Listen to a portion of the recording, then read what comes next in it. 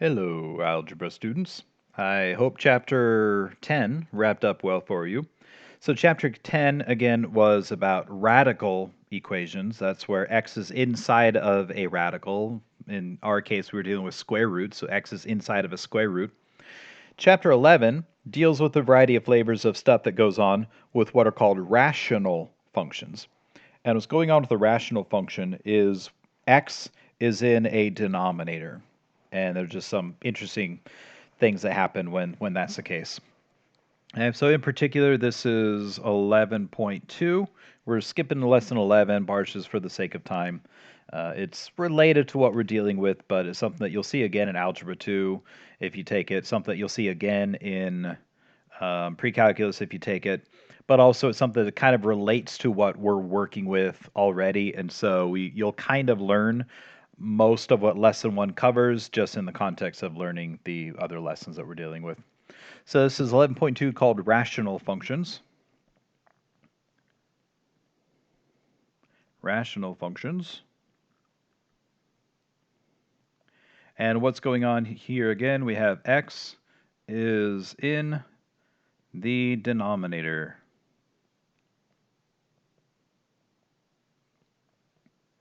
X is in the denominator. Okay, so what does this end up looking like? Well, the parent function is this.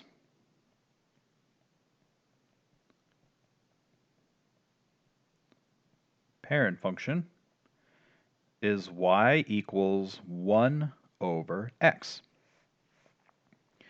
And what the graph of that looks like is this. We have our, let me draw that a little bit straighter. We have our x-axis, our y-axis,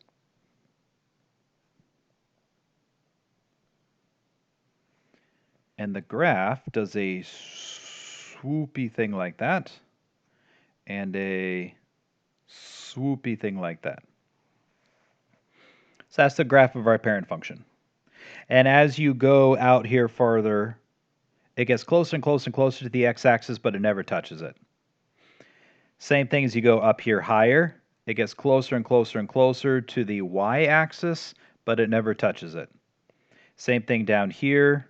Oops, I'm trying to get my eraser. There we go. It gets closer and closer and closer to the y-axis, but never touches. And then same thing over here, but it gets closer and closer and closer to the x-axis, but never touches. And you might recall that we used a term already for a line that the graph gets closer and closer and closer to, but never touches or crosses. At least, in the direction that is approaching, it's getting closer and closer to. And that term was asymptote.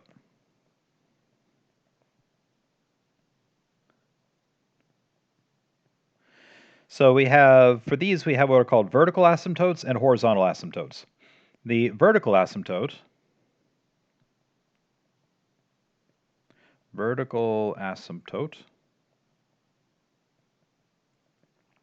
is the line x equals 0. In other words, this line right here, the y-axis, that's the line x equals 0. Our graph down here gets closer and closer to it, but never touches it. And our graph up here gets closer and closer to it, but never touches it. That's our vertical asymptote. Then we also have a horizontal asymptote.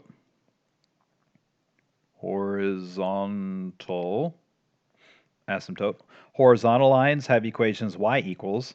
In this case, we have y equals 0.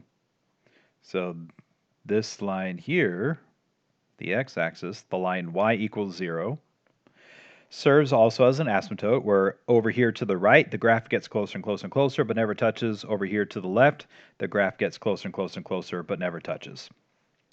Okay? So what we could kind of look at an application, a word problem-ish kind of thing to be like, well, where might be a situation where this kind of an equation would show up? And it can show up in something like this. You and your coworkers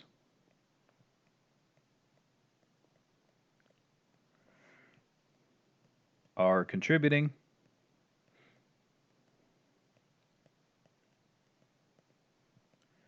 to a $100 gift. The equation y equals 1 over x models, let's see,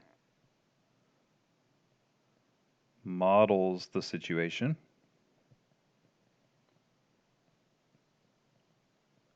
where x equals number of people contributing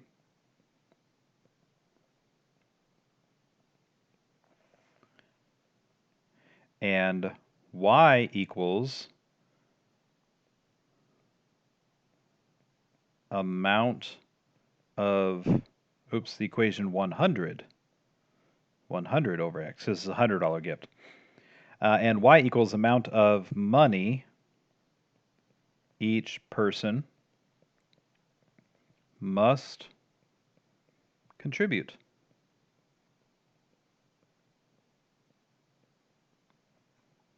Okay. So if x is 1, right? If we have one person contribute, then how much money is that person going to have to contribute? Well, 100 divided by 1 makes sense that that person is going to have to pay all $100. If two people pitch in, well, 100 divided by 2 is 50. So if two people pitch in, then each person will need to pitch in $50. How about if four people pitch in? I'm just sticking to easier numbers. If four people pitch in, then each person will have to contribute $25. How about if 10 people contribute? Well, if 10 people contribute, then each one will only need to pitch in $10. If 100 people pitch in, then each person only needs to contribute $1. What if 1,000 people contributed? Each person only has to pitch in then 10 cents. Okay? And so what we're getting is this kind of a, I'm going to go by tens here. Well, I'm going to go this by tens. 10, 20, 30, 40, 50, 60, 70, 80, 90, 100. That's 100. This is 10. And let's just say we have 1, 2, 3, 4, 5, 6, 7, 8, 9, 10. One person is going to need to put in all $100. Two people, and we're all the way down to 50. 1, 2, 3, 4, 5. Two people down to 50. Four people, we're down to 25. 1, 2, 3, 4. We're at 25. Right about there. 10 people, only $10. 1, 2, 3, 4, 5, 6, 7, 8, 9, 10. We're at 10, 10. And as we go out, more and more and more and more people contributing, they're going to contribute less and less and less and less and less. But it doesn't matter how many people are contributing, it never gets to where each person contributes nothing. Right? Because if each person contributes nothing, well, they're not going to actually get the $100. But then if we rewind here to if 0 people contribute, how much does each person contribute? Well, that's kind of a nonsensical question. It's like, all right, we need to split up this $100 gift into zeroths, right? 100 zeroths, which I think makes more sense as saying if 0 people contribute, how much does each person have to contribute to get the $100? Well, if 0 people contribute, you can't get the $100. That doesn't really make sense. You could kind of also say, like, I guess kind of infinity. Okay. But that's where we get this overall shape like this. Now, the example that I gave, you wouldn't have stuff in between 1 and 2. Because, like, if 1.5 people contribute, that kind of doesn't make sense. There are other situations in which 1.5 or 1.7, 1.8 makes sense. But, yeah, so that gives us this shape. You could say, well, what about the reverse of it down here? And this makes less sense with this example. There are other contexts in which this makes sense. But you could kind of say that if negative 1 person is contributing, I guess that means they are taking money.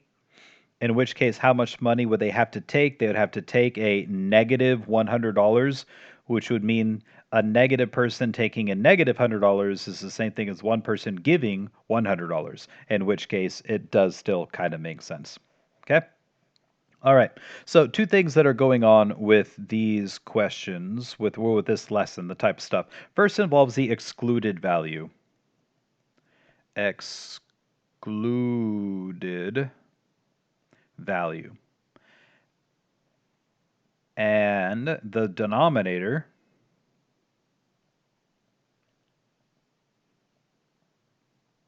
cannot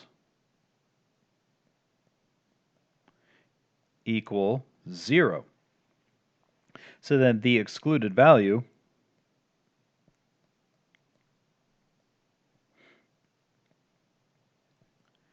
is the x value that would, or I'll say that will make the denominator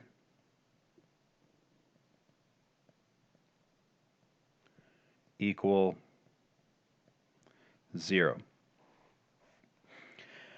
So you'll have problems like this. Find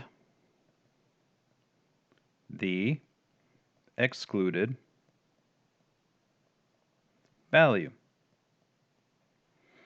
And let's say we have this equation, y equals 4 over x minus 3 plus 2. Well, the excluded value is the value of x that makes the denominator equal 0. So what we're going to do is we're going to take our denominator here, and we're going to say, well, let's say x minus 3, oops,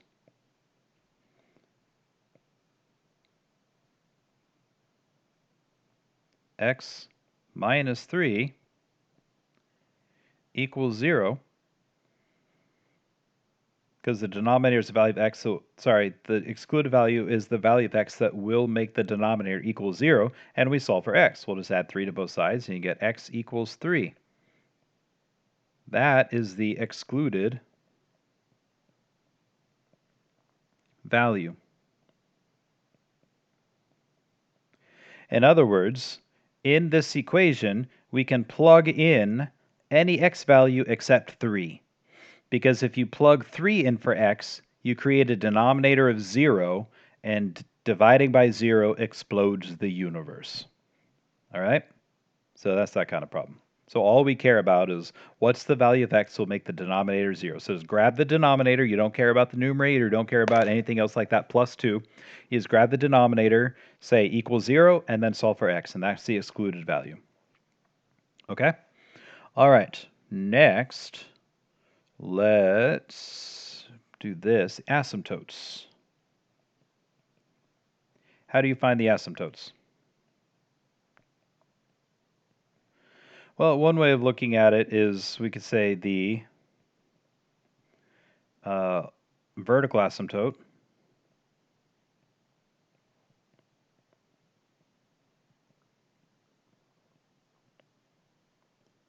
is the excluded value.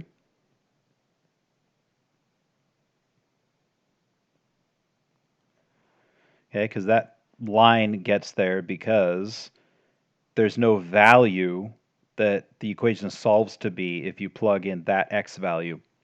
And so we just end up with this dashed line that, depending on what side of it you're on, either things are getting infinitely large, your y values are getting infinitely large, or your y values are getting infinitely small. Infinitely large in the negative direction would probably be a better way of putting it. Or you could also say like this. I'll get to the horizontal asymptote in just a second. This is one way of looking at it. The other way of looking at it would be this. I'm going to go slightly different from what your textbook puts, which I'm going to say y equals 1 over x plus b plus c. And actually, your textbook has an a here. So the other way of looking at the vertical asymptote is x equals negative b. So the vertical asymptote is x equals negative b. Then the horizontal asymptote, the horizontal asymptote is y equals c. Because that plus c is the vertical translation factor. That moves the graph up and down. Okay? So with that in mind, you'll get some problems like this. It'd be something like identify the asymptotes, identify the asymptotes,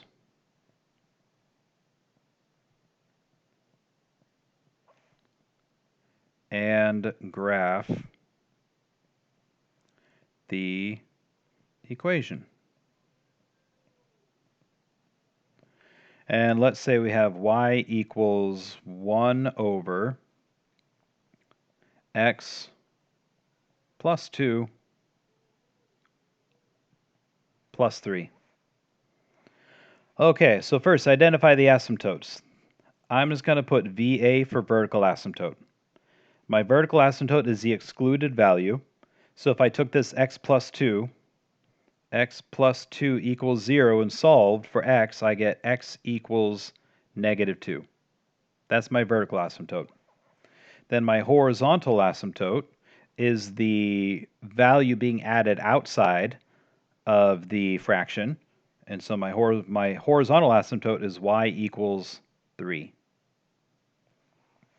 So then to graph, what I do is I draw my axes.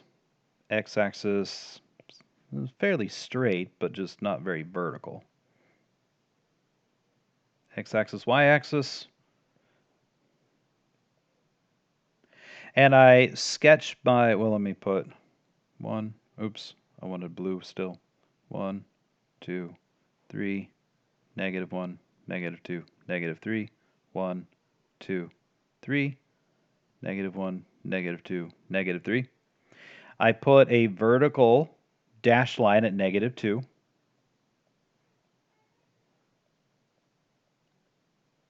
Arrowheads, because it goes on forever. I put a horizontal dashed line at 3.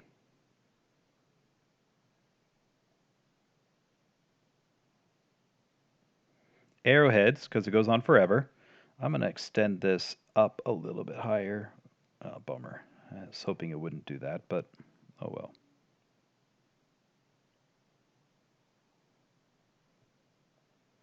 And I'm going to extend this up a little bit higher. Okay, now I can sketch the graph, and the graph will go, it'll have that upper right swoop and that lower left swoop that doesn't cross the asymptotes.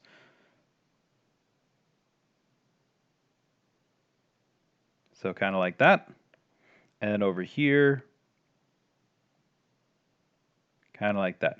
You should try to get it at a curve so that it's straightening out enough that it doesn't look like it's, in other words, I would prefer not like this.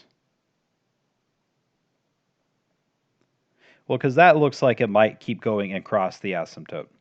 So instead, have it curve a little bit more so it looks like it is more leveling off like that. All right, and that would be a graph of that. And that covers the type of equation that you have. So what we have going on here is called an inverse relationship. An inverse relationship, if I go back to just the parent function, is one where generally speaking, as x gets bigger, y gets closer to 0. So as we get big positive values of x, y is getting close to 0.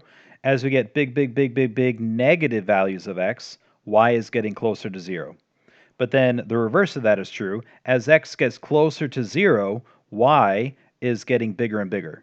As x gets closer to 0 on this side, y is getting bigger and bigger positive. As x gets closer to 0 on this side, y is getting bigger and bigger negative values. Okay? So it's an inverse relationship. But yeah, that does it for that lesson. So you have Some where it's just identify the excluded value, and that would be like that example there. And then some where it's find the asymptotes and then also graph, and that's like that one there. And I'm hoping that just the one example of each will be enough for you. But if you need help, give me a holler, let me know, and I'm happy to help. Thanks a bunch. I'll see you next time.